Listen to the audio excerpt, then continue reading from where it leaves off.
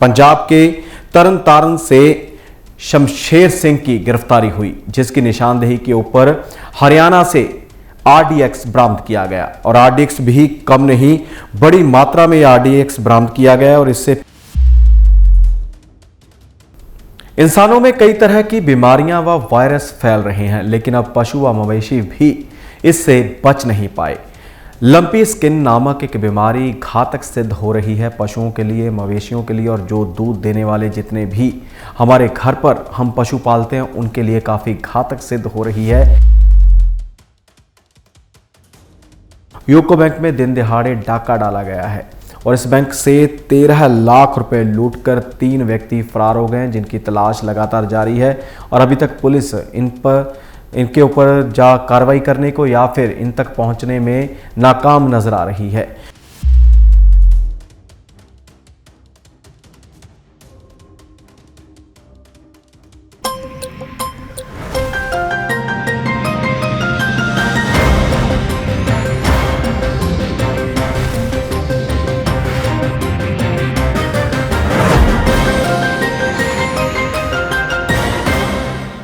नमस्कार, D5 channel Hindi का खास कार्यक्रम खुलासा न्यूज का देख रहे देश विदेश के दर्शकों का मैं धर्मेंद्र संधू स्वागत करता हूं।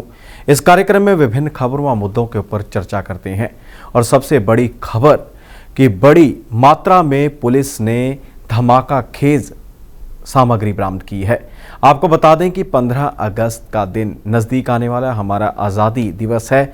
इसी के चलते पुलिस काफ़ी सतर्क हो जाती है और एक गिरफ्तारी हुई पंजाब से। पंजाब के तरन तारण से शमशेर सिंह की गिरफ्तारी हुई, जिसकी निशानदेही के ऊपर हरियाणा से आरडीएक्स बरामद किया गया। और आरडीएक्स भी कम नहीं, बड़ी मात्रा में आरडीएक्स बरामद किया गया। और इससे पहले भी आपको बता दें कि काफ़ी जो सामान बरामद हुआ था वो भी सवालों के घेरे में है।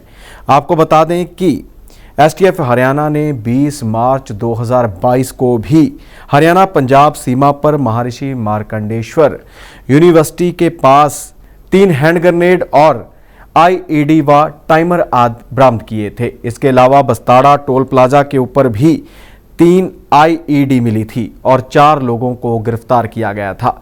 और अब इतनी बड़ी मात्रा में जो हरियाणा से आरडीएक्स मिला है, जो निशानदेही पंजाब के व्यक्ति द्वारा की गई है, काफ़ी सवाल खड़े हो चुके हैं। आपको बता दें कि पंजाब में गैंगस्टरों को दबोचने के लिए पंजाब पुलिस पूरी तरह से कार्रवाई करती हुई नजर आ रही है। और एनआईए ने भी अब पंजाब के ऊपर पूरी अपनी नज़र डालनी शुरू कर दी है कि गैंगस्टरों का सफाया हर हद पर किया जाएगा। इंसानों में कई तरह की बीमारियां व वायरस फैल रहे हैं, लेकिन अब पशु व मवेशी भी इससे बच नहीं पाए। लंपी स्किन नामक एक बीमारी घातक सिद्ध हो रही है पशुओं के लिए, मवेशियों के लिए, और जो दूध देने वाले जितने भी हमारे घर पर हम पशु पालते हैं उनके लिए काफ़ी घातक सिद्ध हो रही है यह बीमारी। इसमें पशु के शरीर के ऊपर एक दाने होने शुरू हो जाते हैं और इसका कारण माना जा रहा है कि जिस प्रकार से मच्छर व मक्खी होती है वो इनके वाहक हैं, यानी एक पशु से दूसरे पशु तक मक्खी व मच्छर ही इस विषाणु को लेकर जा रहे हैं, जिसके चलते काफ़ी बड़ी संख्या में मवेशी इस बीमारी की चपेट में आ चुके हैं और दवाई नहीं है। बड़ी बात यह है कि दवा इसकी पूरी तरह से काम करती नज़र नहीं आ रही। कई पशुओं की मौत भी हो चुकी है, खासकर गाय इसकी चपेट में जल्दी आती हैं। भैंसों में बीमारी कम फैल रही है, लेकिन गाय जब पशुधन है जिसके ऊपर लोगों का कारोबार निर्भर करता है, वो काफ़ी हद तक इसकी लपेट में आ चुके हैं। और आंकड़ों की बात की जाए तो अब तक 12,000 मवेशी इस संक्रमण से संक्रमित हो चुके हैं। अस्पतालों में डॉक्टरों की कमी के चलते भी लोगों को परेशानियों का सामना करना पड़ रहा है। लोग अपने स्तर के ऊपर ही यह काम करवा रहे हैं, अपने पशुओं की संभाल कर रहे हैं और कीमती पशु इस बीमारी की भेंट चढ़ते हुए नजर आ रहे हैं। खासकर पंजाब में भी इस बीमारी का काफ़ी प्रकोप देखने को मिल रहा है। पशु पालक हैं उनमें काफ़ी चिंता देखने को मिल रही है। कारण यह है कि आजकल जो महंगे भाव के जो पशु आते हैं उनको संभालना बड़ा मुश्किल होता है, लेकिन एक बीमारी के कारण ही उनकी मौत हो जाए तो जो उसका गम है या फिर उसका जो नुकसान है वो झेलना हर किसी के बस की बात नहीं होती।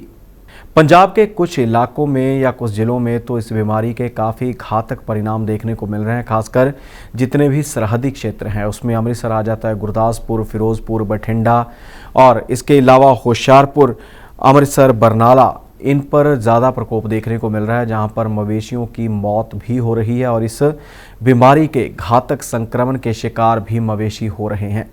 दिन दिहाड़े चोरी की वारदातें हो रही हैं। वारदातें भी छोटी नहीं, बड़ी वारदातें, जिसमें लाखों करोड़ों रुपए उड़ाकर जो है नौसरबाज वो फरार हो रहे हैं। कल एक मामला सामने आया था कि पटियाला, पंजाब की जो शाही नगरी कही जाती है, उसमें बड़ी ब्रांच में से एक बच्चा आता है और 35 लाख रुपए से भरा हुआ बैग लेकर अचानक फरार हो जाता है। तो ऐसा ही मामला पंजाब के जालंधर से भी सामने आया। पंजाब के जालंधर के इंडस्ट्रियल एरिया में यूको का बैंक था। यूको बैंक में दिन दिहाड़े डाका डाला गया है और इस बैंक से 13 लाख रुपए लूटकर 3 व्यक्ति फरार हो गए हैं, जिनकी तलाश लगातार जारी है और अभी तक पुलिस इनके ऊपर कार्रवाई करने को या फिर इन तक पहुंचने में नाकाम नजर आ रही है। और जिस प्रकार से वारदात को अंजाम दिया गया, जाते जाते लुटेरे महिला मैनेजर, जो बैंक की मैनेजर थी, उसके जो गहने पहने हुए थे वो भी 5 तोले के करीब थे, वो भी साथ में लेकर फरार हुए हैं। इसके अलावा जिस प्रकार से स्टाफ और ग्राहकों को उन्होंने बंधक बनाया वो भी काफ़ी फिल्मी सीन था। पिस्तौल की नोक के ऊपर इन ग्राहकों व स्टाफ को बंधक बनाया गया और साथ ही जाते हुए लुटेरे बैंक का शटर डाउन कर गए और कहा कि जो भी बाहर निकलेगा या बाहर निकलने की कोशिश करेगा तो हम उसे गोली से मार देंगे। तो इसी के चलते बड़ी वारदात हुई और ऐसी वारदात एक गुड़गांव में हुई। गुड़गांव में ज्वेलर की दुकान को दिन दिहाड़े लुटेरों ने अपना निशाना बनाया। 3 लुटेरे वहां पर भी आए थे और 1.5 करोड़ के करीब गहने, सोने चांदी के जेवरात लेकर फरार हुए हैं। पिस्तौल व चाकू की नोक के ऊपर जब ज्वेलर अपनी दुकान में बैठा था, दिन का समय था, तो अचानक आए लुटेरों ने उसे बंधक बनाया और जितनी भी ट्रेज में लगे होते हैं गहने, लोगों को दिखाने के लिए, कस्टमर्स को दिखाने के लिए डिस्प्ले किए होते हैं, वो सारी ट्रेज खाली करके बैग में डालकर ये लुटेरे फरार हो गए हैं। लेकिन बड़े सवाल प्रशासन के ऊपर खड़े होते हैं कि एक के बाद एक घटना घटित हो रही है। लुटेरे अब बड़ा हाथ मारने लग गए हैं, लेकिन प्रशासन अभी भी नाकामयाब है ऐसे लोगों को पकड़ने के लिए और ऐसे लोगों को सज़ा देने के लिए। बात मौसम की जाए तो मौसम अपना रंग बदलता हुआ दिखाई दे रहा है। एक बार फिर से देश भर में मानसून एक्टिव होता नजर आ रहा है। खासकर पंजाब में भी बारिश हो रही है। पंजाब में आज से काफ़ी बारिश का अलर्ट जारी किया गया है। खासकर जितने भी हिमाचल प्रदेश के साथ लगते पंजाब के हिस्से हैं उनमें भारी बरसात की संभावना जताई गई है। महाराष्ट्र में भी बरसात की संभावना है। इसके अलावा महाराष्ट्र की बात की जाए तो 8, 9, 10 को भारी बरसात की संभावना जताई जा रही है। और आज से ही जो है मुंबई में भी बारिश का कहर शुरू हो जाएगा। लगातार बारिश होने की संभावना है। वहीं पर अगले 5 दिन तक यूपी, बिहार, राजस्थान में भी भारी बरसात होने की संभावना जताई जा रही है। इसके अलावा हिमाचल में अगले 5 दिनों तक मूसलाधार बारिश की संभावना है और दिल्ली में अगले 3 दिन तक पूरी तरह से झमाझम बारिश होने वाली है। खासकर हिमाचल की बात की जाए तो हिमाचल में हाई अलर्ट जारी किया गया है और चेतावनी दी गई है कि जो लोग नदी नालों के पास जाते हैं या नदी नालों के पास रहते हैं वो उनसे दूरी बनाकर रखें, क्योंकि कभी भी बाढ़ आ सकती है, फ्लैश फ्लड आ सकता है, इसलिए उनको चेतावनी दी गई है। खासकर जितने भी पर्यटक हिमाचल इन दिनों घूमने जाते हैं उनके लिए भी एडवाइजरी जारी कर दी गई है। और साथ ही शिमला कालका जो ट्रेन जाती है, एक छोटी टॉय ट्रेन है, उस पर भी हादसा होना था लेकिन बचाव रह गया।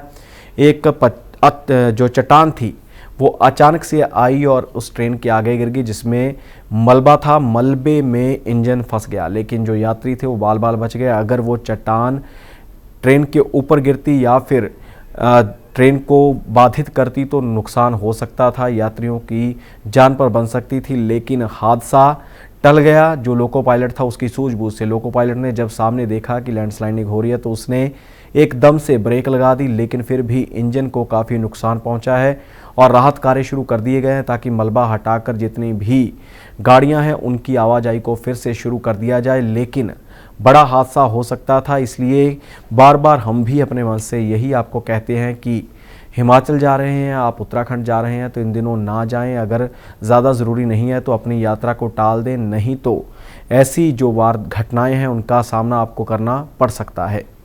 बर्मिंघम में कॉमनवेल्थ गेम्स चल रही हैं और इन गेम्स में भारतीय खिलाड़ी काफ़ी शानदार प्रदर्शन करते हुए नजर आ रहे हैं। पावर लिफ्टिंग में अब तक काफ़ी मेडल आ चुके हैं और सबसे अधिक जो भार उठाने की कैटेगरी होती है या फिर जो खिलाड़ी होते हैं उनके खुद के वजन की कैटेगरी होती है, उसमें भी पंजाब का रहने वाला एक युवा ब्रॉन्ज मेडल लेकर आया है। आपको बता दें कि ब्रॉन्ज मेडल लेकर आने वाला वह पहला प्लेयर बना। इस वर्ग कैटेगरी में आज तक भारत का कोई भी मेडल नहीं आया था।